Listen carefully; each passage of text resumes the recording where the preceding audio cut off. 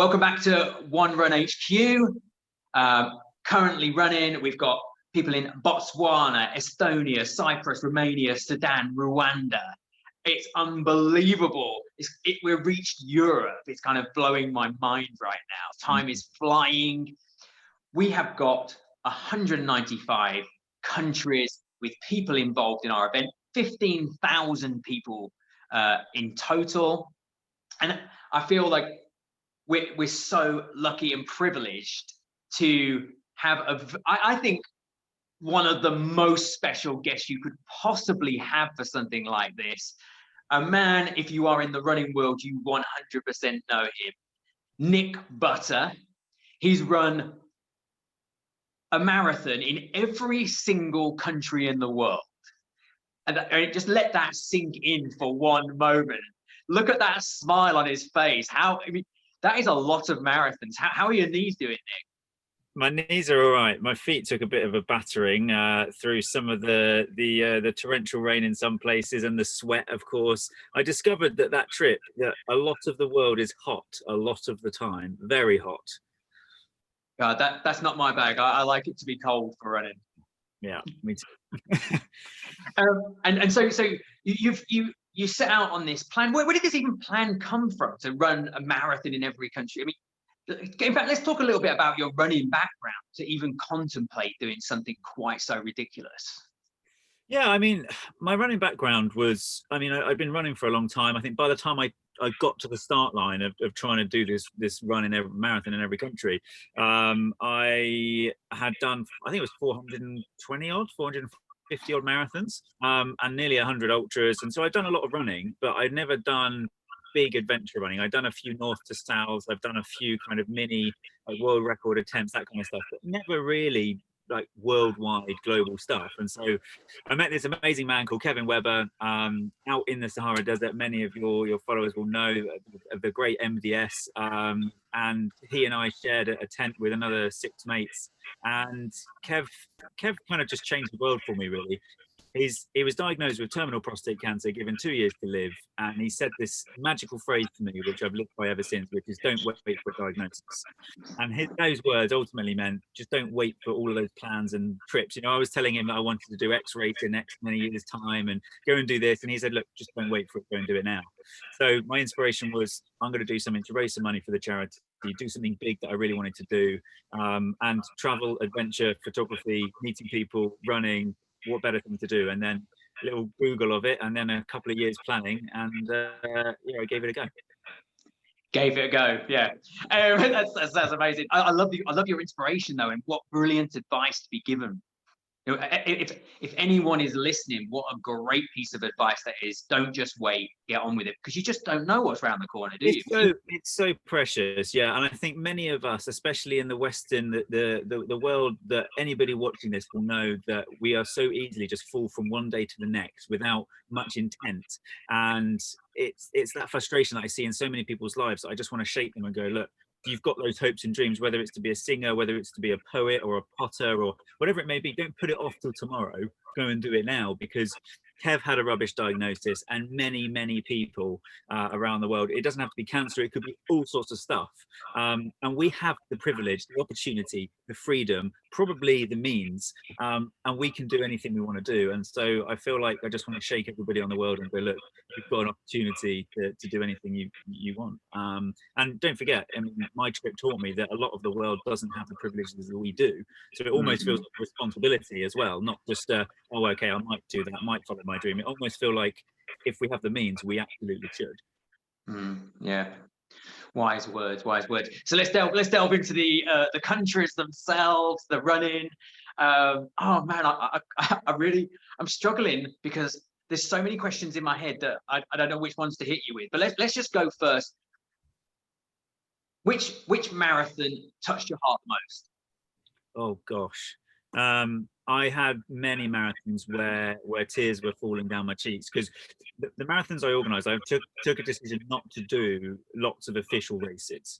and I wanted to go and run my 26.2 miles around countries and have people follow me, almost like a Pied Piper effect. But it actually turned into lots of people running. Like I had 1,000 kids running with me in El Salvador, and we just ended up being loads of organized events on my behalf, which was so special. But during those, it wasn't just a quick water stop and carry on. We took it leisurely, and I went into many cancer rehabilitation centers, many schools, many oncology units, many orphanages around the world, you name it. And I saw a lot of people that were suffering, and the human side of what I was doing, which is exactly what you're doing, mate, is so powerful.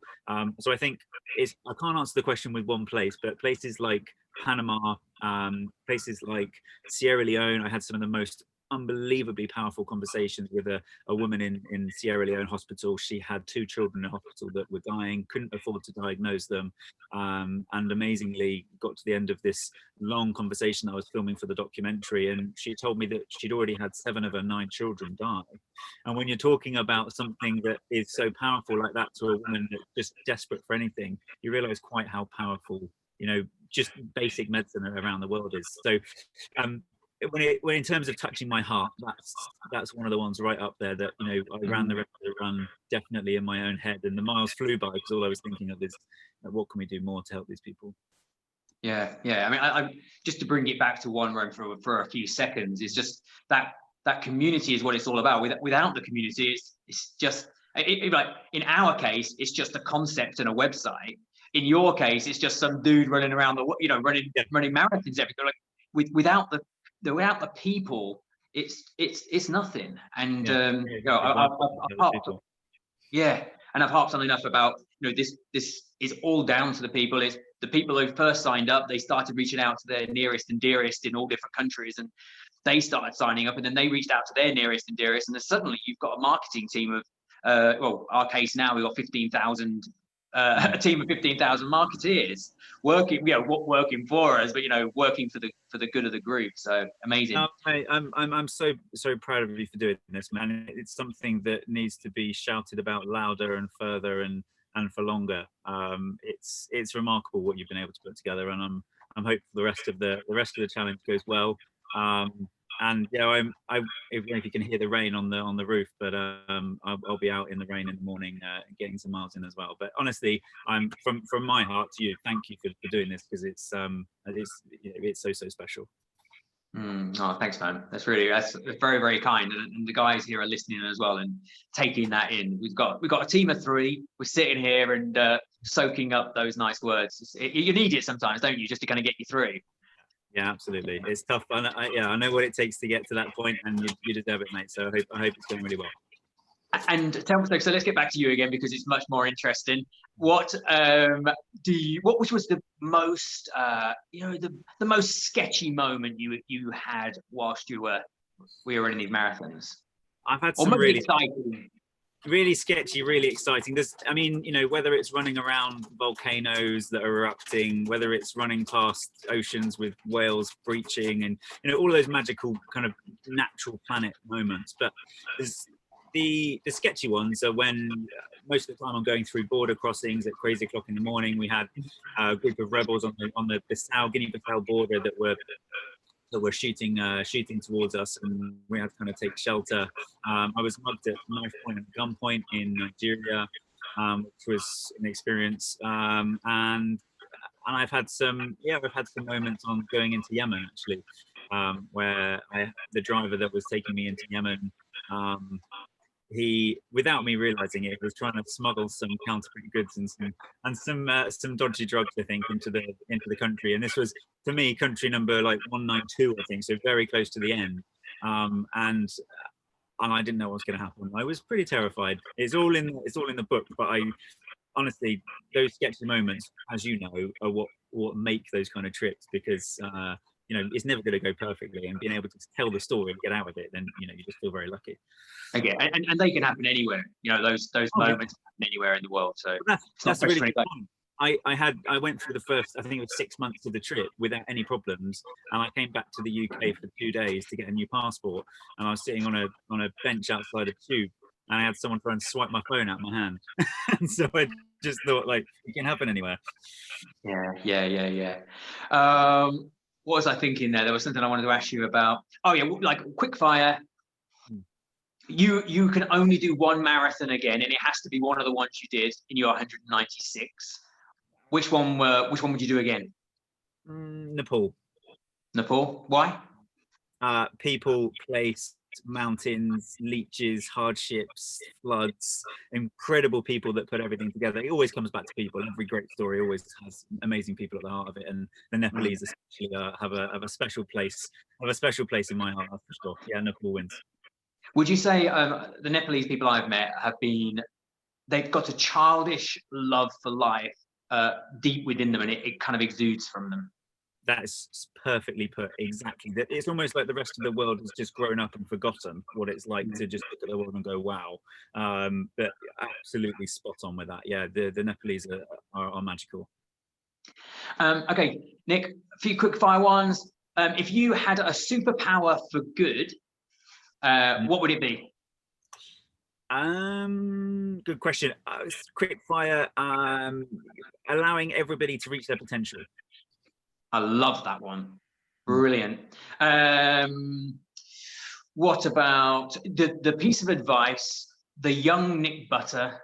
Let's put you as an 11-year-old just going into high school. You can travel back in time, talk to him now. What would you say? I would say things go wrong, and it's okay for things to go wrong, and fumbling through life is what everybody does. And it's almost like that golden ticket of just being told the advice of everybody's in the same boat. Like, we're just fumbling from one day to the next. Like, you don't have to worry. I was always a worrier, and now I'm not. You know, I live in a van, kind of quit everything. It's just kind of, I suppose the inner word is just lighten up, or 2 words. Yeah, really nice. I think everyone worries, especially when your younger selves. They're always like, everyone else has got it together. How come I'm just like flying around like anything? At least that's how I felt. But I'm pretty sure everyone is feeling that as well, aren't they? Exactly. Everybody's in the same boat, and all the time you're thinking, oh, I'm definitely the one that's either behind, or I'm worrying more, or something's not right. And actually, it's just the same for everybody. So I think in the world of, I think social media is good and bad for that, but I think the world is more transparent than it was. And one last thing, tell us about, obviously you just said you've got your book out, which is super mega exciting. What else is going on? Oh wow, loads of stuff. So you can see the map behind me, and if you can see the black line on the map, we're just about to finish 100 marathons, 100 days running north to south of Italy. Finish on Christmas Eve, so that's kind of cool. If the weather would kind of brighten up, that'd be nice. We're just a couple of weeks from the finish line now, which is really good, and we've had some great trips. We've obviously been with our little puppy, and traveling in the van has been amazing. We've also had our van anniversary, so we've been living in our van for over a year now. Come Christmas, it will be 13, 14 months. So that's kind of cool. We have no plans to not live in the van. And then next year we have 4 expeditions planned. We've got we're doing north to south of New Zealand, north to south of Malawi. We're doing a circumnavigation of Iceland and a circumnavigation of some of the Indonesian islands. So there's loads of stuff going on, and obviously speaking tour next year as well. And I've got the book right here actually, and it's a thick book. This has got all the stories in. Do we want us to buy it from your website, or go on Amazon and?